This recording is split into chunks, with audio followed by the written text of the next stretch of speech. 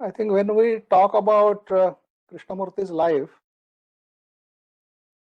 the very first thought that comes to our mind is, what is its relevance? In what way it is significant? Because Krishnaji throughout his life maintained that the speaker is not important, but what he says is important. So he always gave importance to what he was talking about, to his teachings. But he never gave any importance to himself as a speaker. And so, if that is the case, then why are we to study his life? It has no significance. Now, Krishnamurti himself asked Mary Latens to write this biography. And you may ask, if Krishnaji didn't give much importance to his life story, then why did he ask her to write about it? Now, the main reason for that was there were already all kinds of people saying all kinds of things about Krishnamurti. Even today, we have people who do say some things about Krishnamurti without really studying him, without really studying his teaching or his life story. And then these comments are publicized. So this was already happening in 1970s.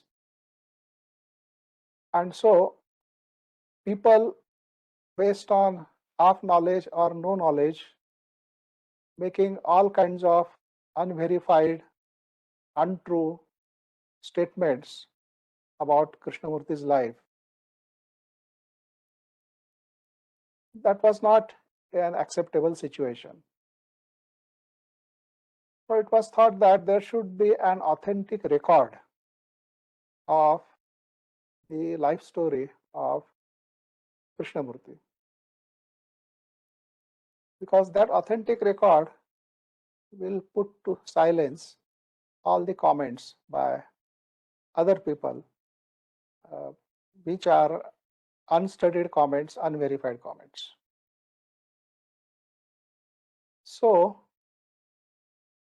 who should write this story? So, naturally, the first choice was the person who had been in association with Krishnaji for the longest time period. So, I am talking about 1970s. So, in 1970s, a person who had been having the longest association of Krishnamurti was probably the right person. So that time Mr. Shivarao was this person. Shivarao was Krishnaji's tutor. So Krishnaji, when he was discovered, and then he was being educated by private tutors. So some tutors taught him English, some taught him history. So Shivarao also taught him, I think, mathematics and Sanskrit. So since Krishnaji was discovered, from that day onward, Shivarao was in association with him. He knew him. So in 1970s, when Krishnamurti wanted such authentic biography to be written, so naturally he looked at Shivarao as the prospective author. But he wanted to first make sure that he was the right person. So he asked Shivarao. Shivarao worked with CWL. Now CWL, the full name is C.W. Leadbeater, that is Charles Webster Leadbeater. Now CWL was the person who discovered Krishnaji. We'll talk about it later on in details. He discovered Krishnaji and he declared that Krishnaji was going to be the body in which the world teacher was going to manifest and was going to give a new teaching to humanity. And therefore, he was grooming the boy Krishnamurti for this role as a world teacher. So in 1970s, whenever, or 60s rather, whenever Krishnaji used to visit India and stay at Delhi, he used to stay at Shiva Rao's place. Shiva Rao was a member of parliament. Twice he was a member of parliament. And he had a house in Delhi. So Krishnaji used to stay with him whenever he used to be in Delhi. Now Shiva Rao writes that, of course, they used to have lots of meetings, personal meetings among themselves. In fact, it is said that Shiva Rao and Krishnamurti both enclosed in a room. That is, they used to have closed door meeting where nobody else would be allowed. Only two of them they will be discussing. Now, what they discussed and all that, no, there is no record of that. So Shiva Rao was that close to Krishnaji. So one morning at breakfast table, Krishnaji asked Shiva Rao how well he knew CWL. Now Shiva Rao had worked with CWL.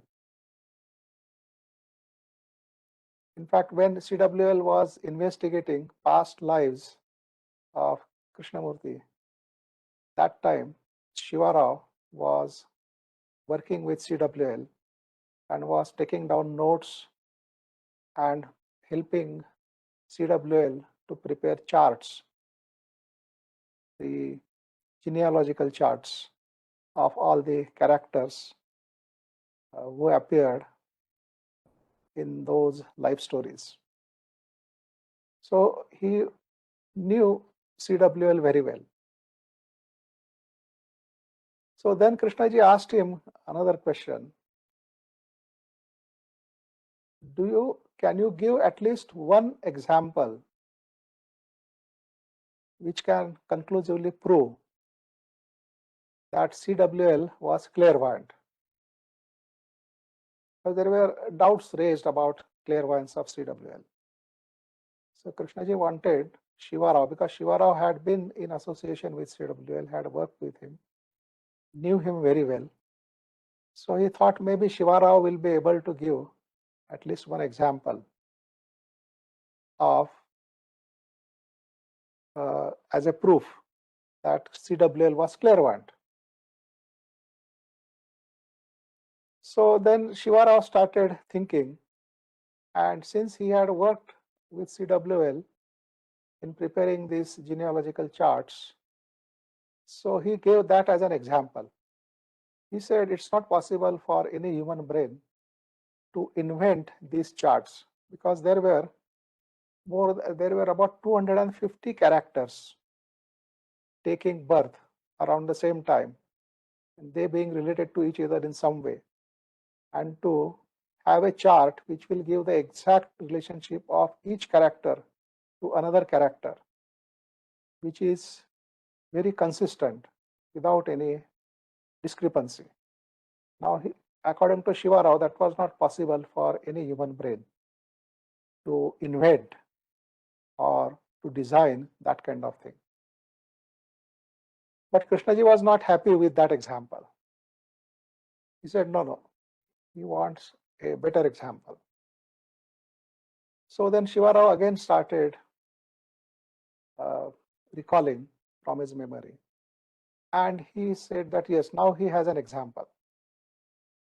So he told Krishnaji that he used to work with CWL. So in that room, which was used as an office for working, so there were 2 tables and there was one bed also in case CWL wanted to lie down and sleep. So there was a bed also.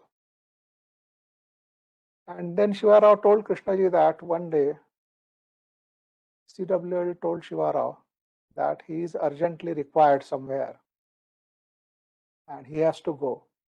So he asked Shiva Rao that he should continue to work quietly at his work table and see to it that there is no noise around the room.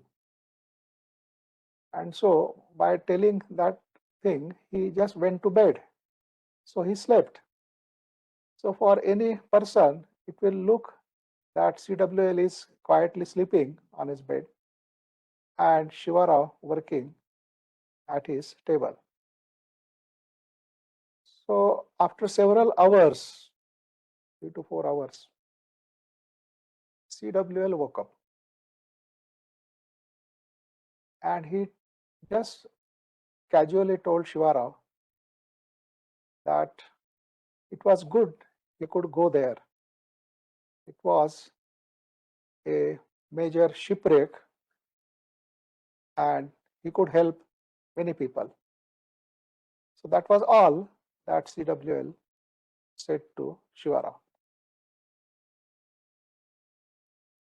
And Shiva Rao didn't ask him any further clarification on that. But then Shiva Rao's the brain started thinking. He thought that if there is such a major shipwreck, there must be some news about it somewhere. So he started looking for the news. But the next day also there was no news of the shipwreck.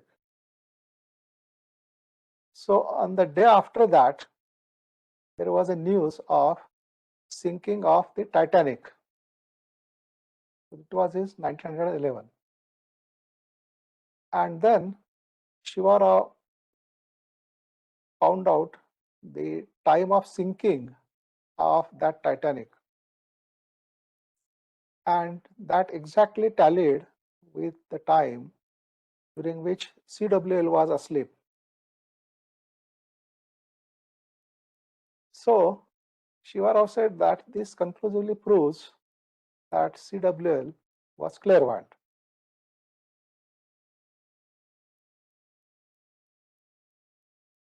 But Krishnaji was not very happy. He agreed maybe this could be an example, but he wanted even a better example than that. Then Shiva Rao told him that I cannot tell you a better example than your own example. That means your own story. That means when CWL discovered you, there was no outward sign indicating any extraordinary quality in you. In fact, Nitya was looking much better and smarter. So any person would have selected Nitya and not you, because there was nothing which could appeal to a person who is just looking at you. But he selected you, or he chose you and not Nitya. So he must have seen something in you which nobody else was able to see. And on that basis, he chose you. So that boy who was looking very, very insignificant, he chose that boy and he brought him up. And now here you are. Now this conclusively proves that CWL was clairvoyant, was able to see much more than what others were able to see. So Krishnaji immediately accepted this example as the conclusive proof that CWL was clairvoyant. And then he told Shivarao that you are the right person to write the story of that boy, how the teaching unfolded in that boy. So then he requested Shivarao to write that story as his biography. So Shivarao started working on it, collected a lot of material and so on. After working on it for a couple of years, his eyesight started failing him. And therefore, he told Krishnaji that it was not possible for him to complete this work. And probably he could find somebody else who could write about this. Then the other person who had been in longest association with Krishnaji was Mary Latence. Because when she saw Krishnaji for the first time, she was only 3 years old. So right from her childhood, she had been seeing Krishnaji almost every year because her mother, she was helping, looking after Krishnaji. So then Krishnaji asked Mary Latence whether she could write or take up that work of writing the biography. So she accepted it, only on condition that nobody should interfere in her work. Nobody should question her how much she has completed, how much more is to be completed, and so on. And after the biography is published, nothing should be changed in that. So Krishnaji accepted all that, all those conditions, and then Shivarao sent all the material that he collected to Mary Latence. And then she started working on it. So the first volume of his authentic biography came out in 1970s. I think it was around 1974, that Years of Awakening, that gives the biography of Krishnaji up to 1930, I think. So that was published. And it was quite a sensation because there was a lot of mystery. There were lots of things which were not known and so on.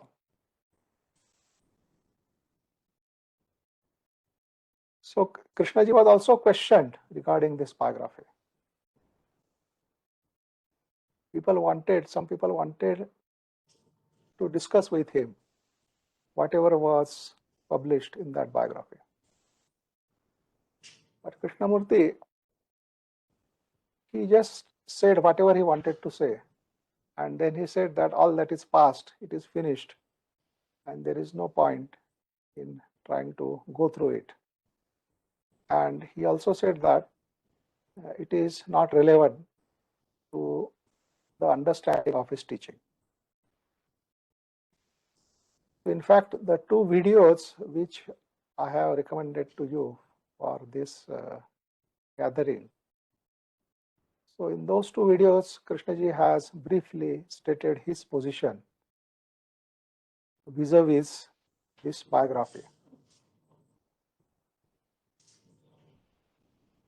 Now, how do we look at it? Do we have to accept everything that is given in that biography? If Krishnaji says that it is not relevant as far as understanding his teaching is concerned, then why are we trying to study it?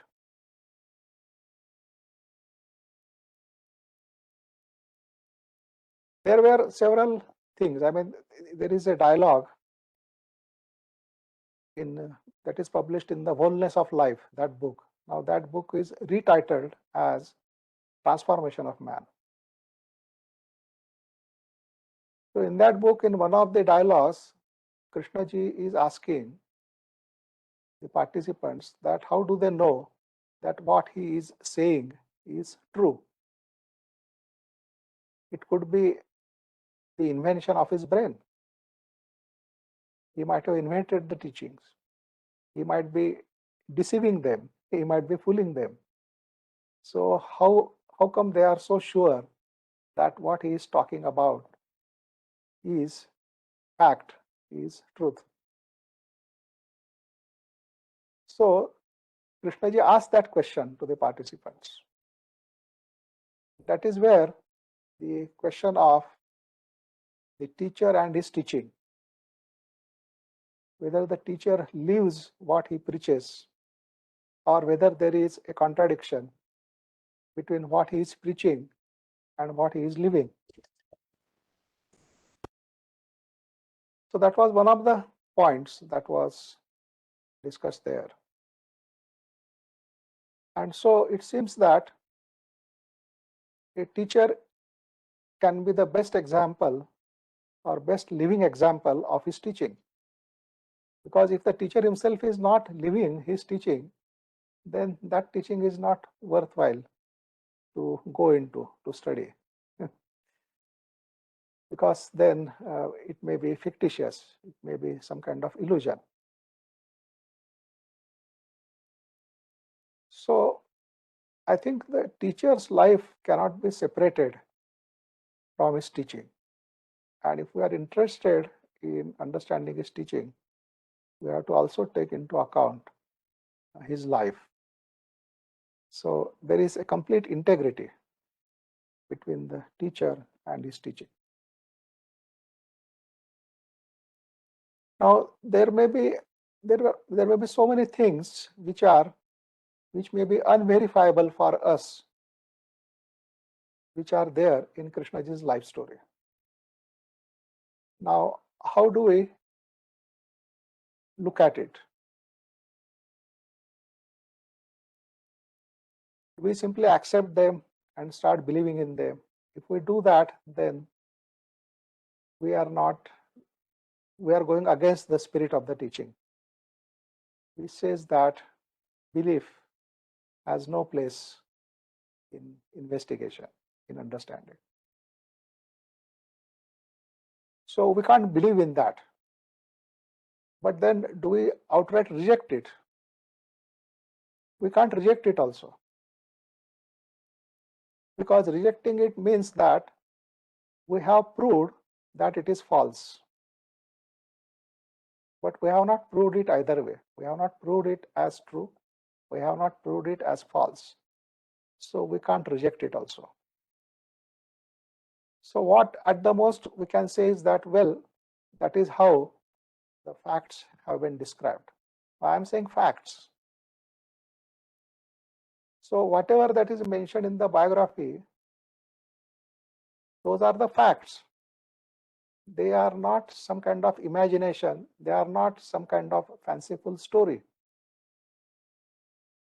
There are documentary evidences which are given to say that whatever is stated in that biography is factual, is fact.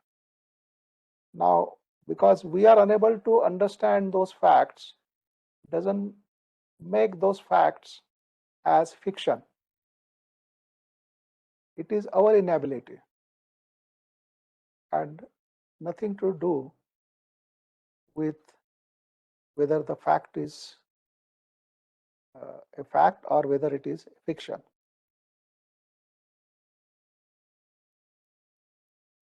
So we cannot reject it, we cannot accept it. At the most we can say that yes, that is how it has been. Probably we don't understand, probably we are not in a position to understand it fully. But yet it cannot be denied. So in science, there is a place, there is a scope for such information. They call it as a theory, a scientific theory.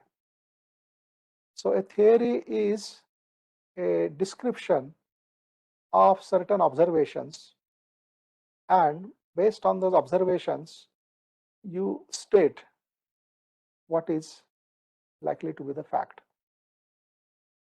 And then if that theory explains most of the things associated with those experiments and observations, then that theory is accepted as a reasonable theory. It is not yet accepted as a fact, but it is accepted as a reasonable theory which more or less explains the observations. Not only that, but based on those observations, the theory is also able to predict that if such and such experiment is held, what could be the result that will be observed. And so a theory is a kind of working understanding of the observations. So maybe we have to take that kind of stand with respect to this life story. We say that, well, we don't understand it completely. Neither we can reject it because we cannot disprove it. We cannot prove it as false. So maybe as a theory. And people who have described it, Krishnaji has confirmed. In fact, those two videos, if you carefully listen to his statement, he says that those people were dead serious about what they were doing, what they were talking about.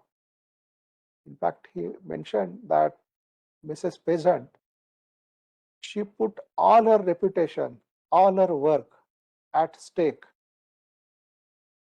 to support that statement that world teacher was going to manifest through the boy Krishnamurti, and he was going to give a new teaching to humanity.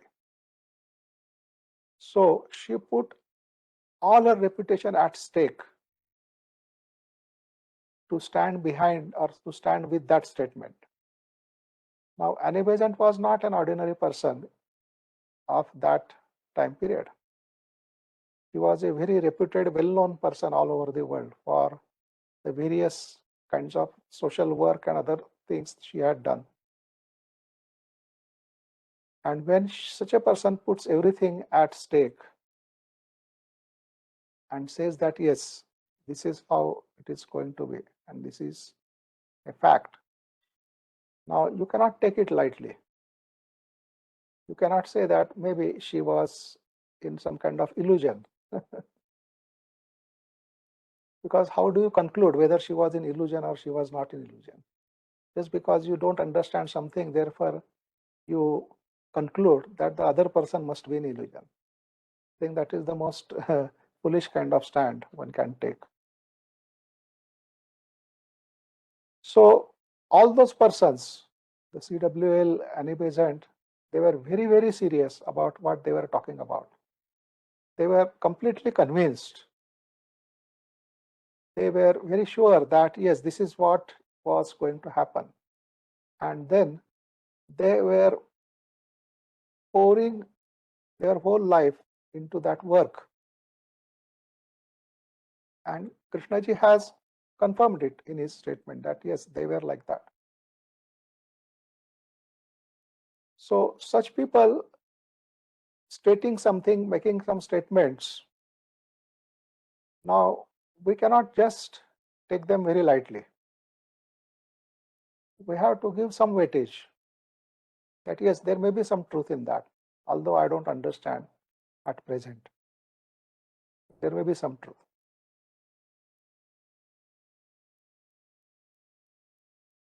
So I think it is also quite a test for us to go through the life story of Krishnaji, and whether we simply accept it, believe it, and start worshipping Krishnaji, or we simply reject it and say that, yes, it has nothing to do with his teaching and it's not part of his teaching. So we simply reject it. So either stand, I think, will be an unintelligent stand. So one has to be reasonable about this. And then there are so many other questions that will come up as we go through this life story. and there will be always a sense of disbelief, a sense that, well, how can one accept all this? One doesn't have to accept, one has to just listen to the story as it unfolds.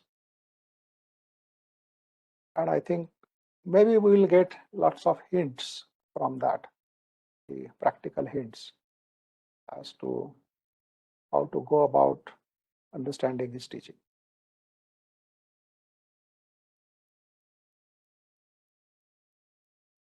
So let us investigate into the life story of Krishnaji.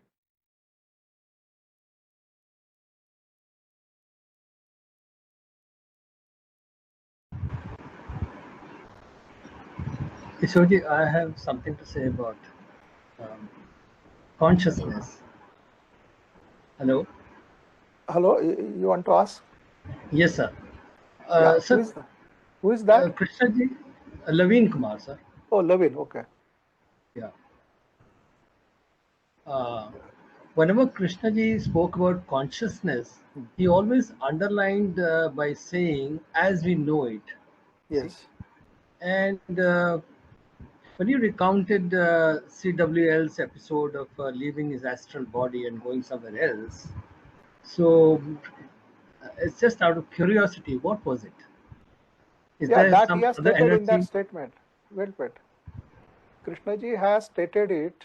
See, if you have gone through those two videos, that is why I said that you should carefully go through those two recommended videos, particularly the one with scientists, and the other one is the public dialogue at Brockwood Park. That was in 1975, and the discussion with scientists in 1974. So there, Krishnaji has clearly stated that there is an Indian and Tibetan tradition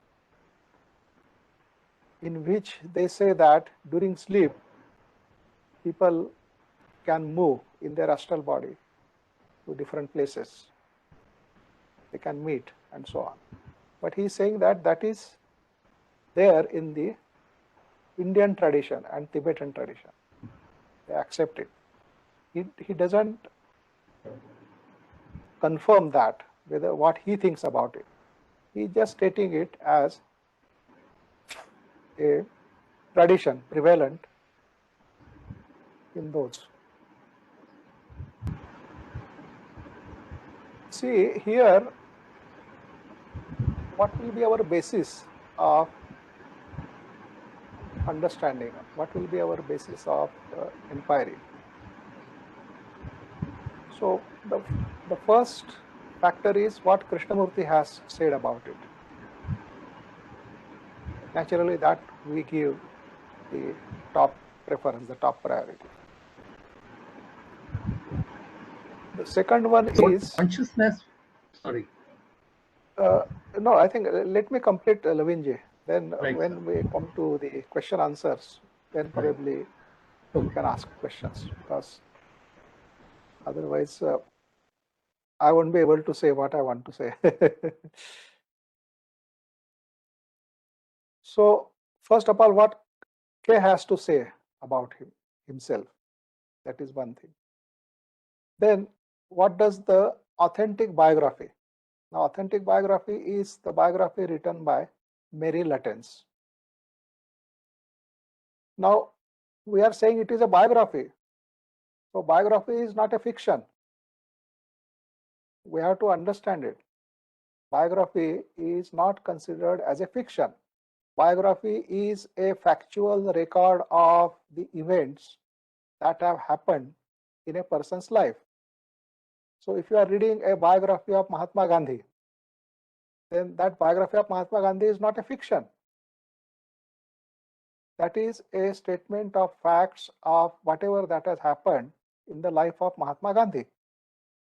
So similarly, biography of Krishnamurti is a statement of facts of whatever that has happened in his life. So it is not a fiction. And Krishnaji has asked Mary Littens to write that biography because he wanted an authentic historical record of his life story, which is based on evidence, which is based on facts, so that all the other fictitious statements and stories they don't flourish around him.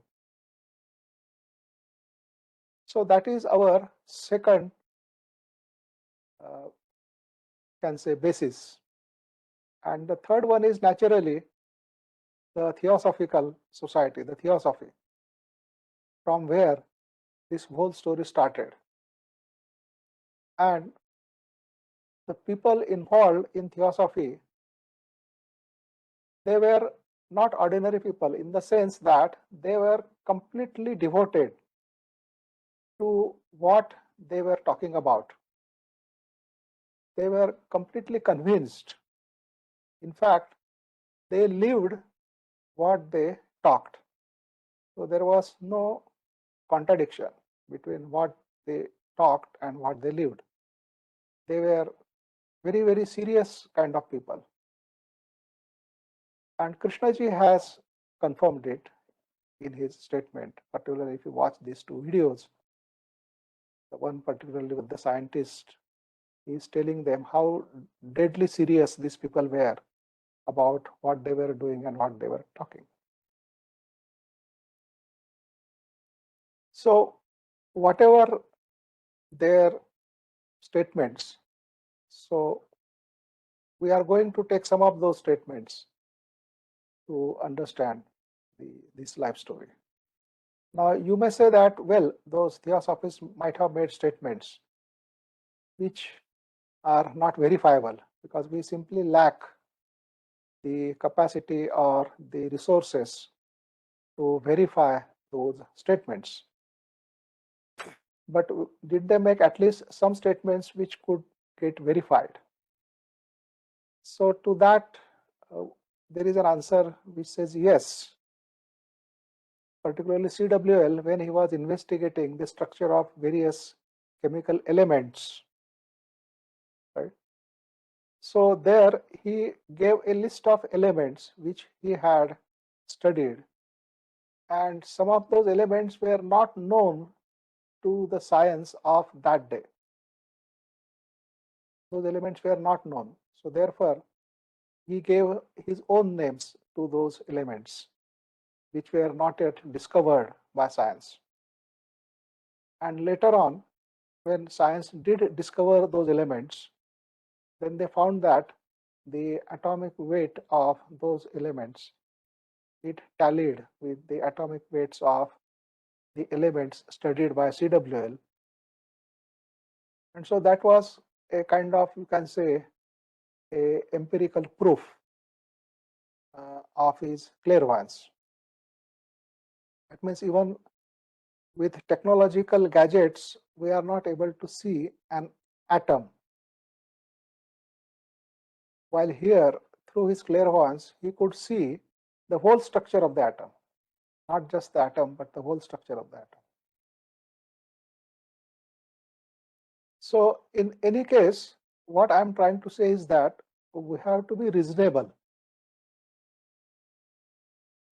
If I take a standard, if I don't understand, it means it is all false, then I think that is not a right kind of stand.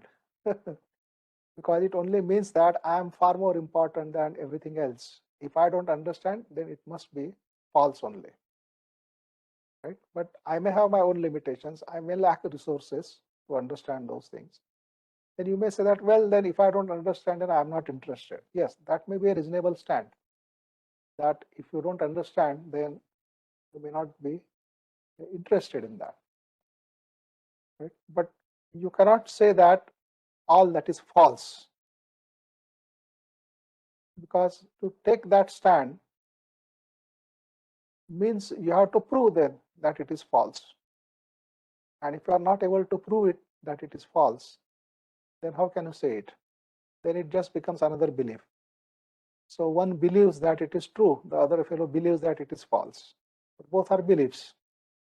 So they have no standing. So I think it is also a kind of test for us how we look at this whole thing, right? And how reasonably we can understand it. So I think if there are reactions arising in us with respect to what is being talked about, I think it will be worthwhile to watch those reactions. Maybe those reactions will indicate what way we are conditioned. So anyway, so let's go into that story.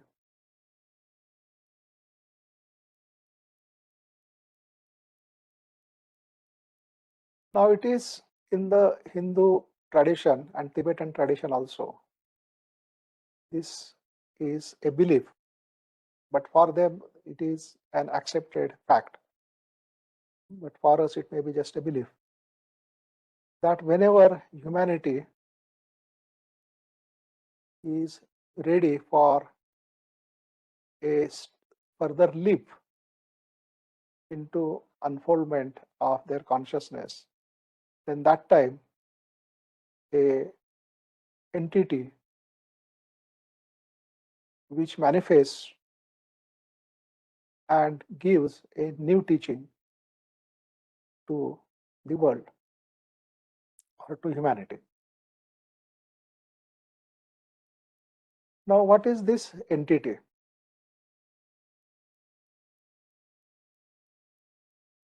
Now, they say that there is a theory of reincarnation, rebirth, and so on. So, they say that every human being is born, he lives his life, and through that life, he gathers whatever that psychological content. And then he dies, he passes away, but the psychological content continues. And those psychological content, it remains as a tendency with that unit of consciousness. And when again that unit of consciousness takes another body, right, the same tendencies, they gather around them, the same kind of similar kind of material, and then another person is born, but he is born with the same tendencies, as if he has taken over from the point where the previous one had left. So no particular advantage, nothing. Precisely at that point itself, that point onwards, the new life begins or starts living, and so on. So now through all that thing, then they say that through all these cycles of births and deaths, the consciousness is unfolding. There is a kind of evolution of consciousness.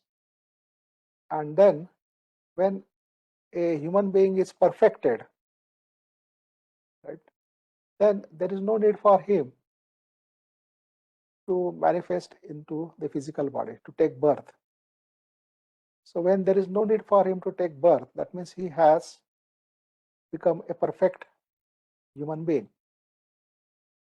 Then he is called as a Jivan Mukta.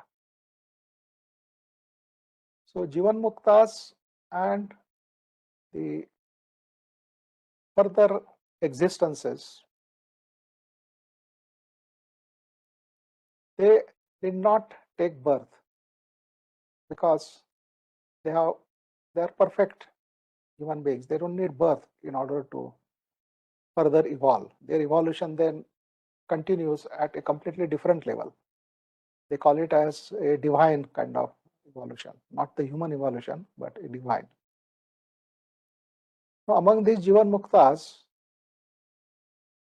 it stated that there is a kind of hierarchy, and then there is a position which they call as the world teacher or the Bodhisattva. And Bodhisattva is a teacher even to the Jivan Muktas.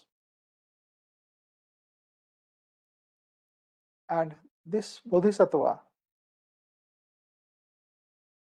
he takes birth into a human body in order to give a new teaching to humanity at certain stages of evolution.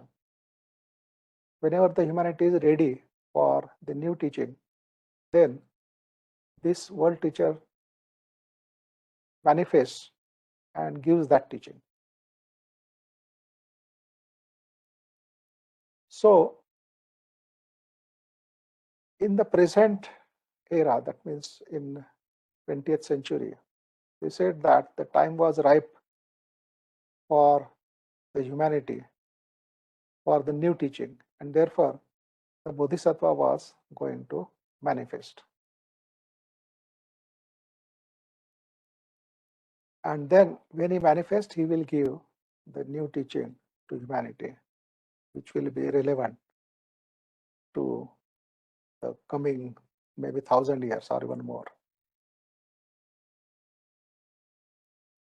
So based on that, a society was started, which was Theosophical Society. It was started in 1875. Of course, they gave 3 objectives as the main objectives of the society. You can read them. I think I don't have to state them here. But their major thing was that the manifestation of the world teacher and the new teaching coming out of it. Then, in which body that world teacher will manifest? That was the question. And how to find out that body? Now, to find out that body, a person needed those kinds of faculties which can actually see those things which the other people are unable to see. And only on that basis, maybe a body could be found. So such person happened to be CWL. Now there is an interesting life story of CWL also. We don't have to go into it. I mean, if you are interested, you can read it. There is a book called How Theosophy Came to Me, written by CWL. So that is where he has mentioned how he came to Theosophy and then came in contact with the Jivan Muktas, and then how things happened in his life. So there we find that he was being prepared for this role because he was helped by these Jivan Muktas to develop that clairvoyant capability. The capacity of clairvoyance was developed in CWL so that he was able to see much more subtle things than what others are capable of seeing. And with that capability, when he saw the boy Krishna, that is how he was called, what he saw with this clairvoyance. So it is described in that biography. CWL saw that the aura of that boy was so pure. There was not even a speck of selfishness in his aura. That means there was absolutely no selfishness at all. And CWL had not seen such pure aura of any human being so far. So it struck him. And therefore he was interested in that boy, that how come he has such pure aura? What is the significance? What is going to be the life of this person? So with his clairvoyance, he investigated and he found that, yes, this boy is going to be the human body in which the world teacher is going to manifest and give the new teaching to humanity. And then it was confirmed because CWL was in contact with his masters, the Jivan Muktas. They were referred to as masters. And they confirmed that yes, he is the boy, he is the person in whom the Lord is going to manifest and then going to give that new teaching. So then CWL was asked to take charge of that boy and groom him for that role. So then when this was conveyed to Annie Besant, she also was clairvoyant and she confirmed that yes, it is so. And then she took the legal guardianship of those boys and then they started grooming him for that role. All that story you can read in his biography, so I don't have to repeat it here. So you have been given a reading material, which is the biography of Krishnamurti. You can read it and further details you can find in that book. But here we are mainly stating the major points and maybe trying to understand in between the lines, which is not there in the biography.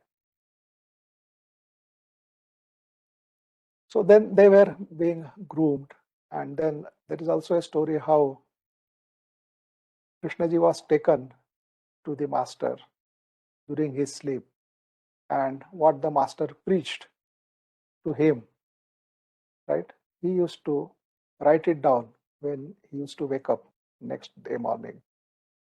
And through those notes, a book was published, and that book was At the Feet of the Master. So At the Feet of the Master is a very direct, clear statement of what a person is expected to do if he wants to live a spiritual life, if he wants to live a life leading to the Jivan Muktas. So it's a very clear statement, and that book is still available, still published. It was translated in 30 or even more languages in the world, and it is still a good selling book. So we are only stating facts. I'm not promoting or supporting or propagating theosophy and all those things. I'm just stating the facts.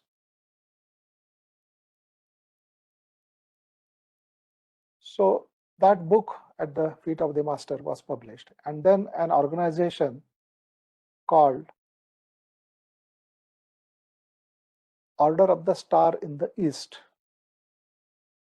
that was founded, and then Krishnaji was made the head of that organization. And the only purpose of that organization was to prepare human beings to receive the world teacher when he manifests, and then try to understand what teaching he is giving to humanity. So that was the sole purpose of that organization, and Krishnaji was made as the head because he was going to be the vehicle of the world teacher. So in very short time, more than 100,000 people all over the world became members of that organization, and all kinds of donations were offered to that organization so that the world teacher, when he comes, there will not be any financial difficulties.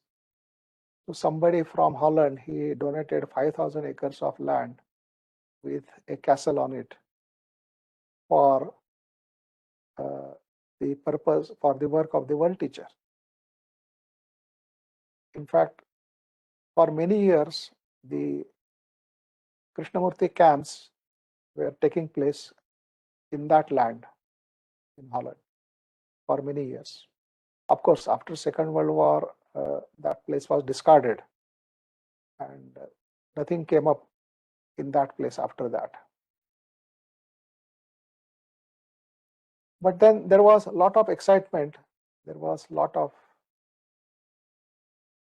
hope among people that yes, finally the world teacher is going to come and show them the way, and they have to just follow it, and they will be able to come out of their sorrow, and they will also become realized. So there was this great hope in that, and they were preparing for that. So then a periodical called Herald of the Star was started. So Krishnaji was the chief editor of that, and he used to write editorials for many years in those periodicals. And the whole thing went on. Then in 1920s, there were a small group meetings held by Krishnaji of the people who were very serious about this coming of the world teacher and who were willing to devote their whole lives to his work. So he used to hold meetings for such people once in a year, and they were called as the self-preparation groups, the groups who were preparing themselves to receive the world teacher, and so on. And so this went on, and the camps were being held at Holland, at Oman, in that land which was donated by that landlord. And then in August 1929, during that camp, Krishnaji simply dissolved the Order of the Star. And he said that no organization can lead a person to truth. Nobody else can lead you to truth. Truth has no path. You have to discover it through your own life. And he did not want followers, and so on. And so the donations were returned. That land with castle was also returned to its owner. And he said that yes, no more spiritual organization. And then he was only interested in people who were willing to listen to him, who were willing to understand what he was talking about. And he stated there that his concern was to set man absolutely and unconditionally free. So that was the mission of his life, and he would work for it. And that is how he started his work. And from then onwards, he was on his own. Of course, it took quite some time for him to come out of the theosophical expression of his teaching. But he did come out of that, and he developed his own expression. So that's why they say that from 1933 onwards should be considered as his authentic teaching, because there he is discovering his own expression to explain his realizations, his perceptions. And then as you study his teachings, you can notice the change in language.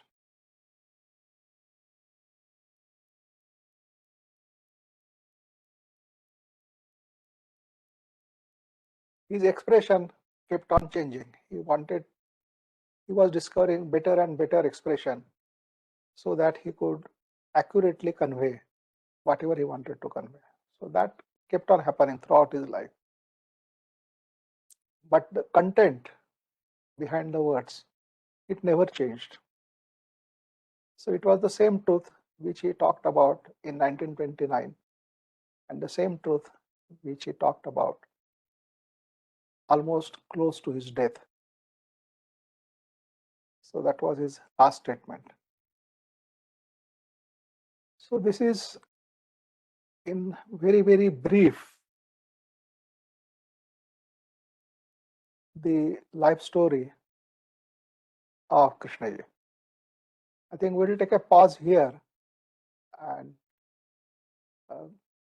go through the questions you might have in your mind.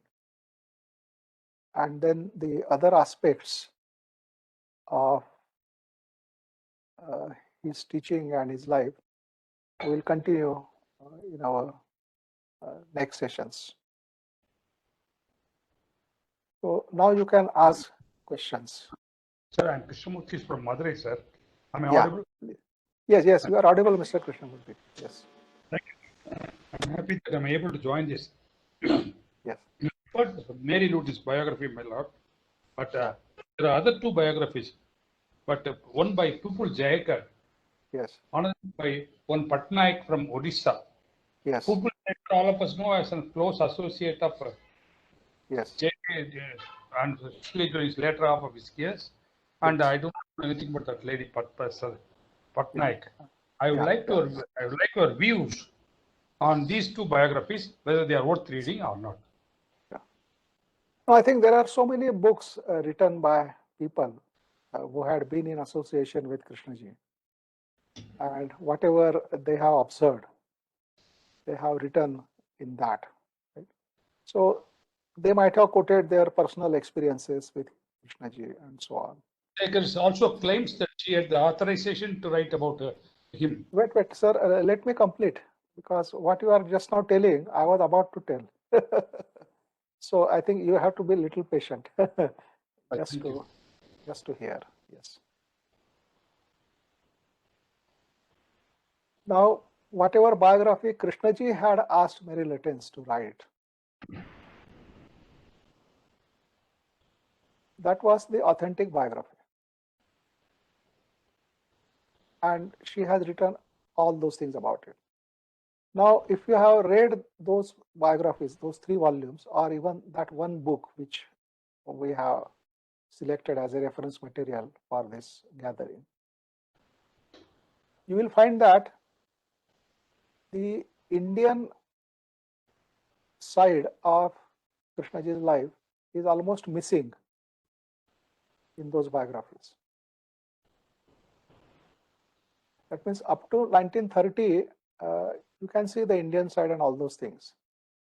But after that, from 40s onwards, nothing much is mentioned about the events that happened in India, except for some major events like India achieving independence and so on.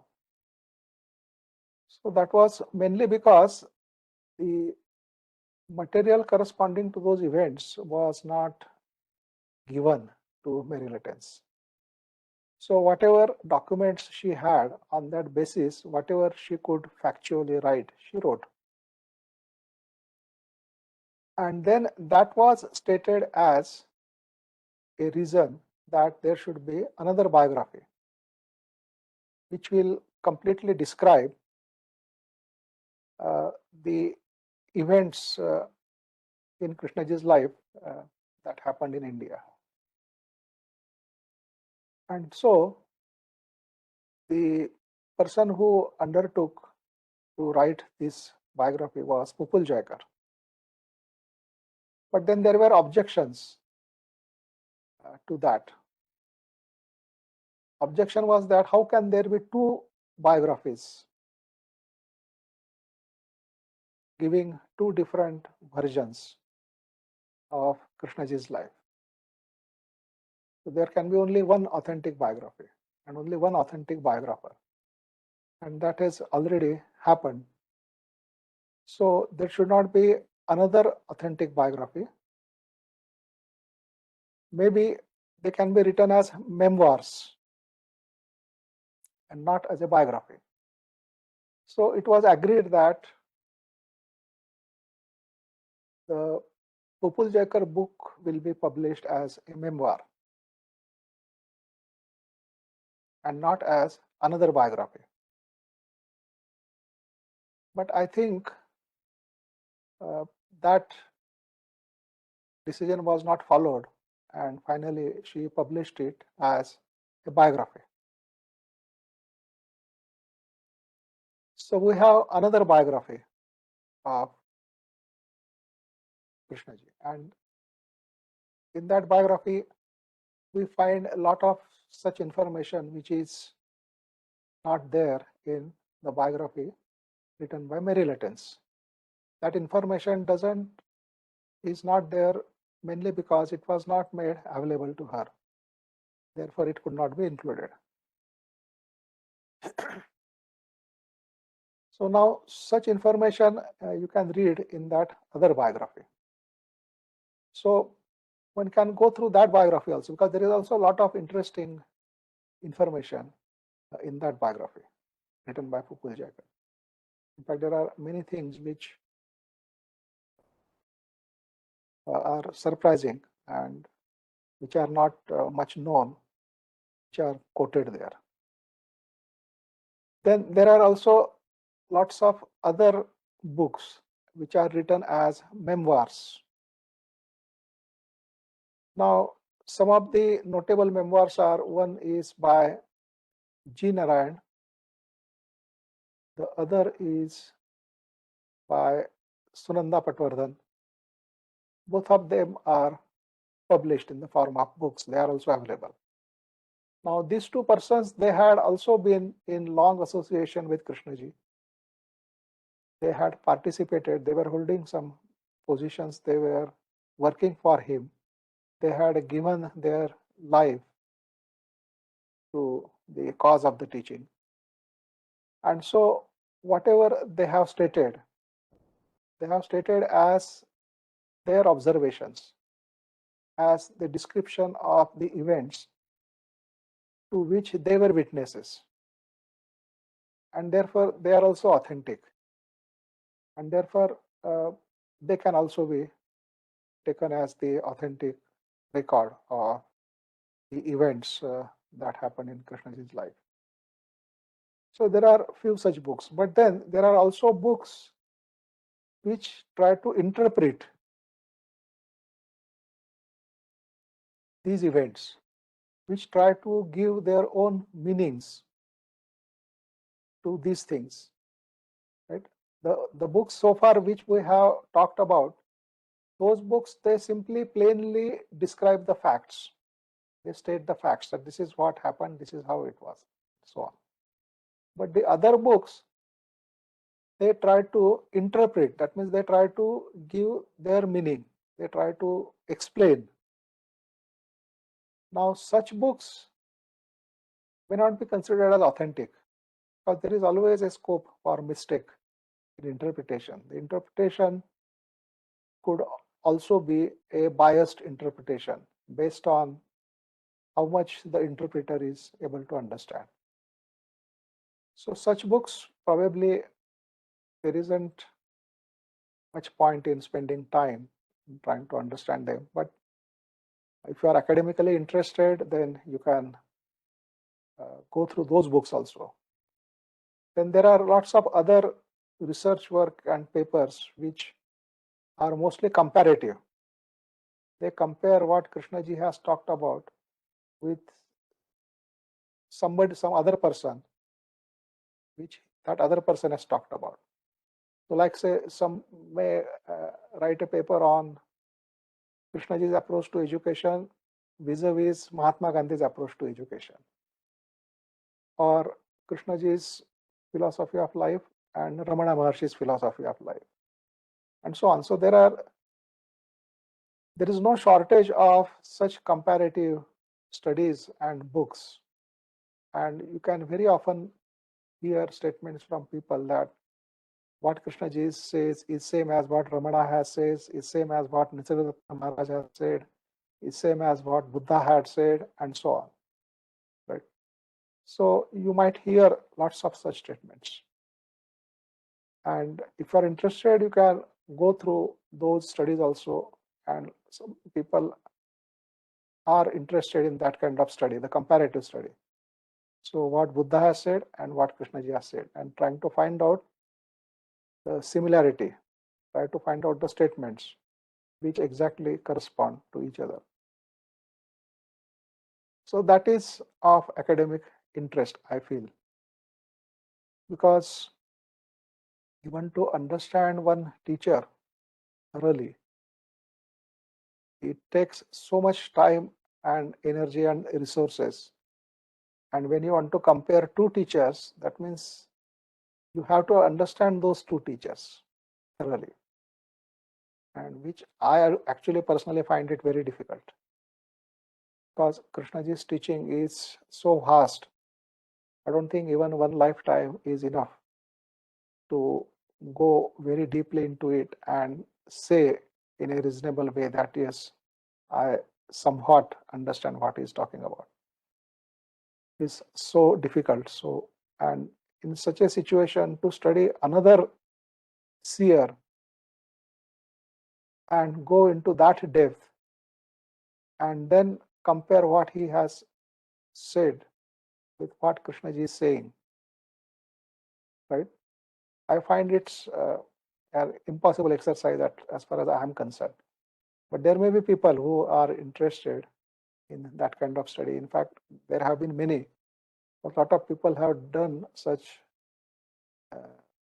research based on comparative study, and they have published research papers also on that. And they have been also accepted and awarded PhDs by the corresponding universities. Anyway, but that is of academic interest. So I think you have to make your own discrimination depending upon your interest, depending upon the time available to you, and so on, because there is no end to it. More and more such books will keep on coming, and you will be spending your time to go through it. And even at the end of going through it, you are not sure whether what you have read in that book is authentic, factual. Because there's the third book I referred was The Life of Krishnamurti by Patnaik, that lady from Odisha. There are also detractors of JK, which I am not interested. But there's another book by that Rajagopalan's daughter, Living in the Shadows. Radha Rajagopal's loss. Yes. What is your views on what are your views on that book, sir? No, that book is written with a great prejudice, because everything is projected in a wrong way. I see. The only major statement in that was the relationship between Rosalind and K. Yes. So that is what shocked some people. Yes. But it doesn't go against what K preached. It was not a contradiction of what he talked about, first of all. And secondly, it was not a secret. I mean, some people who were very close to Krishnaji, they knew about that relationship. And therefore, it was not that K was hiding it. And naturally, you don't publicize such information, in public. So if you happen to come to know, it's okay. If you don't happen to come to know, it's okay. But you cannot therefore demand that he should have publicized it. But people close to him, they knew about it. He had told them about it. And he had discussed also with them about it. So it was not a secret. It was only, one can say that, well, that was not publicly known, that's all. But then everything else in that book is highly prejudiced. I have read that book. Okay. And the whole expression of that book is also very, it makes you uncomfortable reading that book. Another question is Yes. I'm sorry I'm taking much of your time, but this is Krishnaji's life in US during the war years, Second World War. He did not go to the US. He lived there. But there's not much written things about him. His meeting with the Aldous Huxley, Charlie Chaplin, and others. There was not much written about. And is there any place where the such life is recorded during that war years, especially from 1938 to 1950 or so? He stayed put in Ojai. Yeah. Have you come across any book on that? No, so a little bit of that is mentioned in his biography. So Yes, he but lived, not. yeah, there are no further details available of that. At least I have not read them, if they, at all they are available, or I don't know whether they are available at all. But he lived a very simple life. Yeah. There are so many, two books also, 10,000 breakfasts with Krishnaji, 10,000 lunches with Krishnaji, and 10,000 moons Krishnaji. What's your comment on them? Are they worth it? Yeah, there are all such books. Right? The Kitchen Chronicles. Yes. Yes, that book he has written by collecting material from various resources, and very small amount of material is his own, but most of the things he has picked up and put them together, published as a book. And because of the humor and the stories quoted in that book also became quite popular. But I think such books have value more as an entertainment than anything else. So thank you very much, that sir. is it. And that 1,000 moons and 1,000 suns are actually the personal description of personal interaction of Asit Chanmal with Krishnaji that he has. So it may have its own value, or it may not have, but it has very good photographs of Krishnaji. That is very pleasant to go through, to see Krishnaji in various costumes at various places and so on. Kishorji, I have a question. Can I ask you? Yes, please. Two questions I have. The first one is a hypothetical question, but I still feel that your answer to this might be relevant in the context of Krishnamurti talking about it in any of his talks. You might have read it, but I don't know. I'm just asking it because I've not read any of this. Suppose Krishnamurti would not have been picked up in his early years and groomed by Annie Besant, Leadbeater, and the whole story. And with Krishnamurti himself, at certain points of time, said is not important. Do you think that the teachings would have still come out? That's my first question. The second question is, Krishnamurti emphasized on the consciousness of man. So factually, do you feel that as an independent person, that Krishnamurti's teachings have vastly affected the consciousness of man? These are the two questions I just want you to ask. Thank you. Yeah, these are interesting questions. And the first question, as you yourself have said, that could be hypothetical.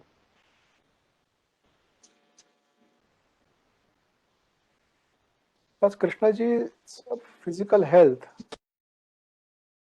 was very poor. His body was almost dilapidated, and one could feel that maybe this boy may not survive long, because it was malnourished, it was uncared for, it was unclean. And they say that there were lices even in his eyebrows. All the ribs were visible. So that means there was almost no muscle in his body, so on. So except for his eyes, there was nothing which could be said that yes, was a symptom of a healthy body. Now the question is that if he were not discovered and groomed and looked after, most probably he would have died. But then what about the teaching the humanity was to hate? Now, this question almost suggests that the humanity getting the teaching, new teaching, was a coincidence, was a random phenomenon. But is that so? Probably it is not so. It's a phenomenon which is maybe planned. Then you may ask, who has planned it? So, planned not by an individual, but planned by the order that exists in the nature. So, the question of Krishnamurti not being discovered and therefore dying prematurely, and therefore humanity getting deprived of new teaching, that question doesn't arise at all, because it is a completely hypothetical question.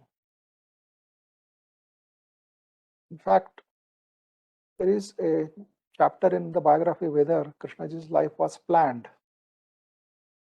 and it seems that yes, it was planned.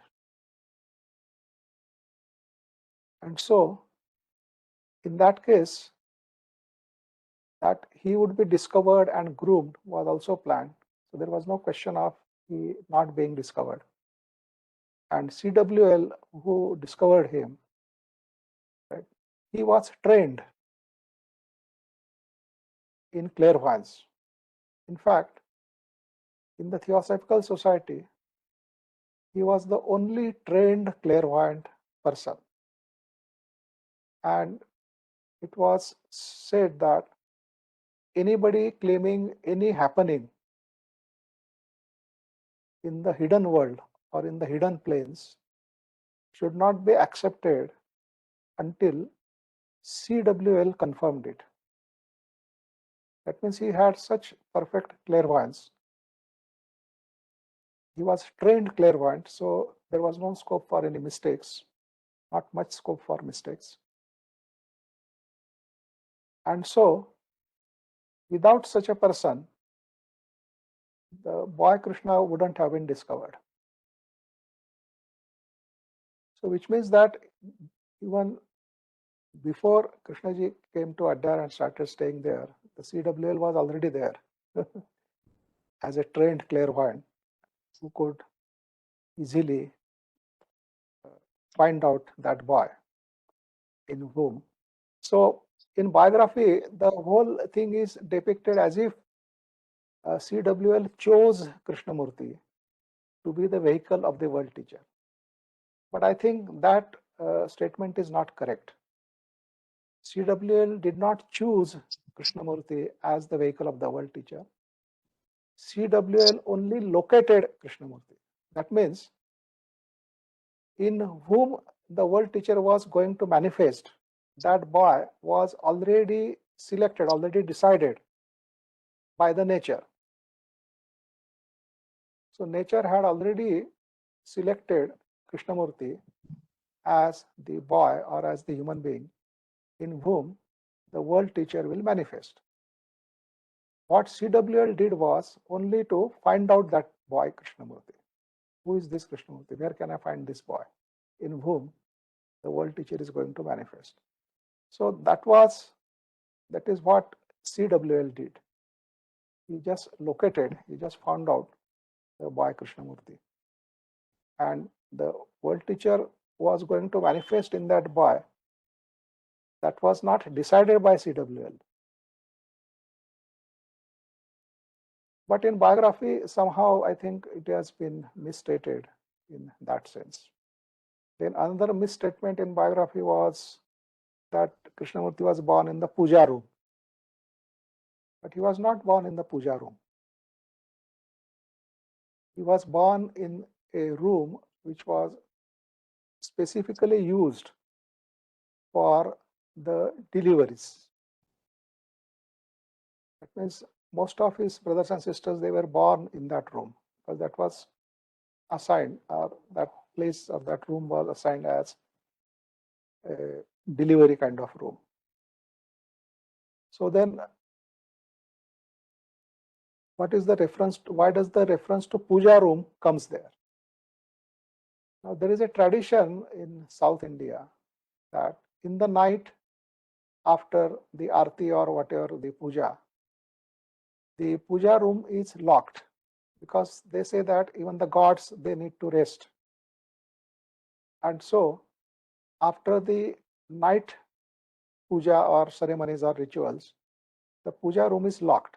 And when it is locked, it is not open till next day morning, because they don't want to disturb the gods who may be resting. But on that day, almost towards midnight, when Sanjivama, which was Krishnaji's mother, she started having labor pains, she wanted to go to puja room and pray to the god and then go to the delivery room. So that kind of exception was made on that particular day. So the puja room was opened. Sanjivama went inside, she prayed, and then she came out and went to the delivery room where Krishnamurti was born.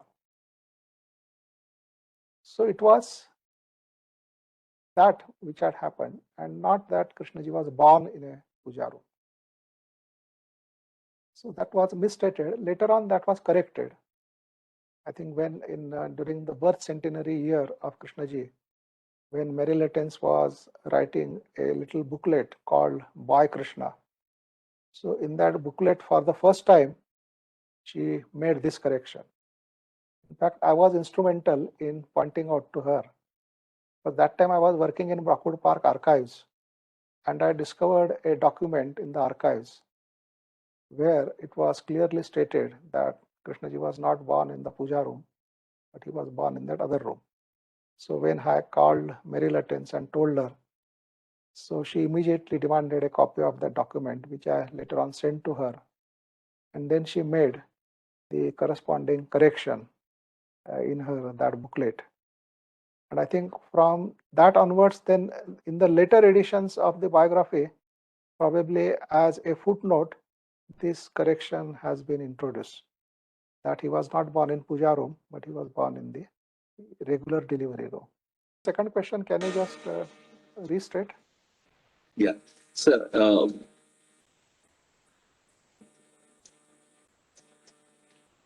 Krishnamurti talked about influencing the consciousness of man. Oh, yes. Yeah. Do you feel factually, independently, that this has happened? Well, that's my question. Yes, yes. Yeah, that's again very interesting question. Because this question was asked very frequently to Krishnaji, that you are asking us to change. But suppose a person changes, then how a single person changing, how is it going to affect the rest of the humanity? Huh?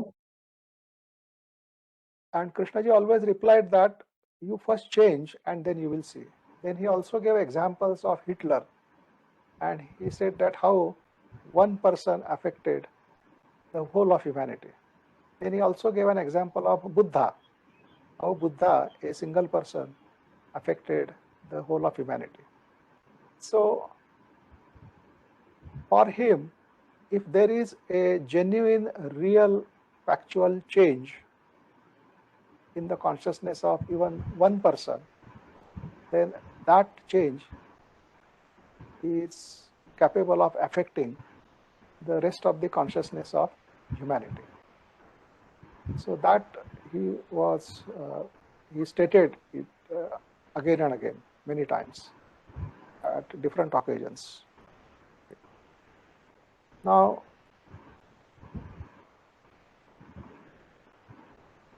we had one full workshop on consciousness And there we had stated this.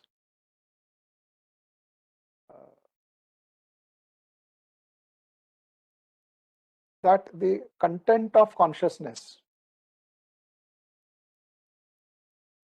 is what is responsible for the human behavior.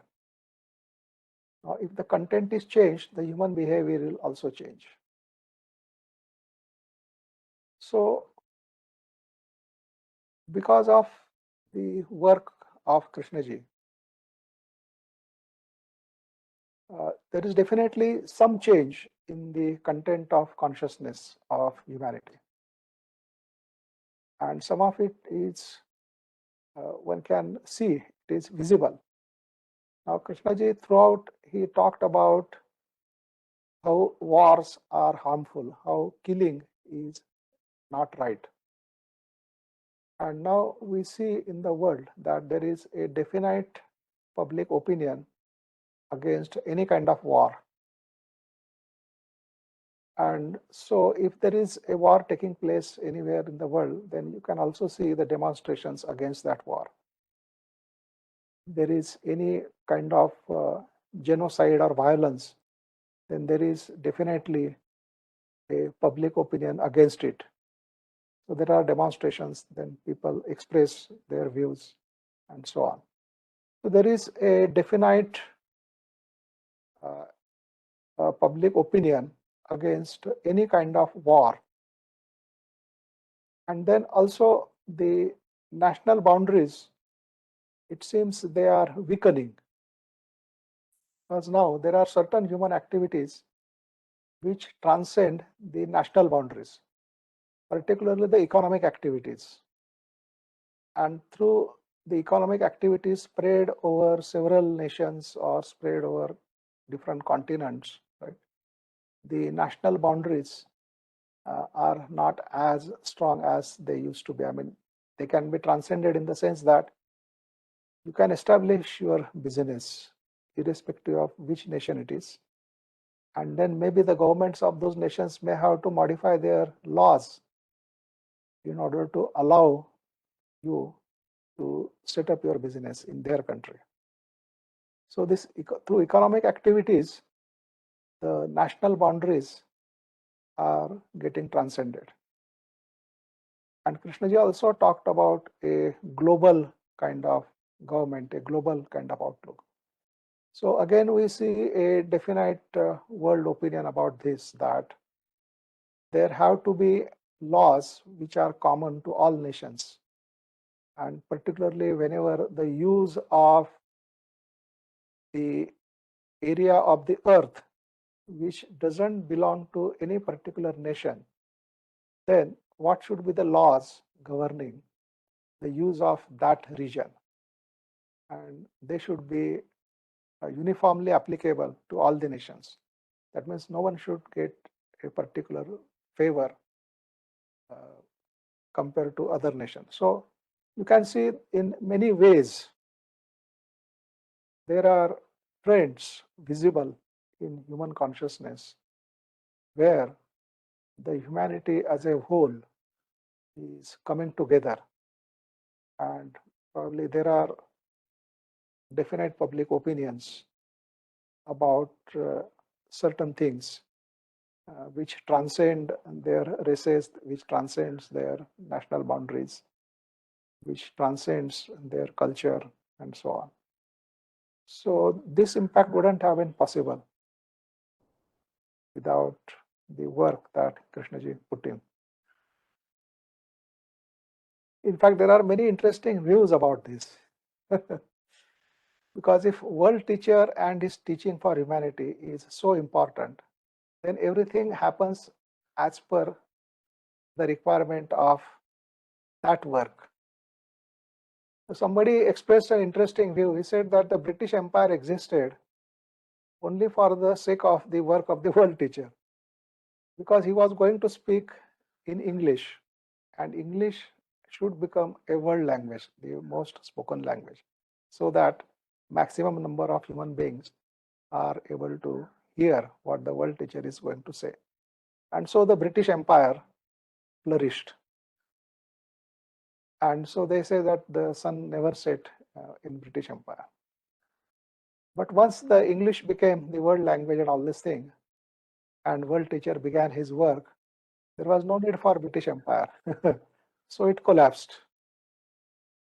And now Britain is back to its original small state or small country. But the English is there in the world and most spoken language. And so people are able to read what the world teacher has said about human life and so on. And if you look at Krishnamurti's life, he never gave talks in African countries. He never gave talks in communist countries. He never gave talks in Islamic countries. Probably he gave talks mostly to those countries where English was understood in a reasonable way, and where probably the democracy flourished. So I think that is my views about the second question. I'm Nagesh, sir. I'm from Bangalore. Oh, Nagesh, yeah. Please go ahead, Nagesh. I just wanted to ask you, like, it happened in 1920s and this thing. I guess I'm asking very fast, but the point was, did JK Krishnamurti sir had any influence on the freedom movement which was happening at that time, correspondingly? Yes, I mean, what you have said, see, when India became free, then Krishnaji was asked, what did he think about India's freedom? So he said that, who says India is free? India is not free. Only the white exploiter has been replaced by the brown exploiter. So the India is not free. Only the rulers have been replaced. So long the white-skinned people were ruling India. Now the brown-colored people will be ruling India. But they are no better than the white-skinned ones. And we see how the politicians exploited the common man in our country, and where the country stands and so on. And even now, how much corruption is there in some places. So in that sense, India has not become free. The exploiter has changed. So that was his view about India's freedom. Thank you, sir.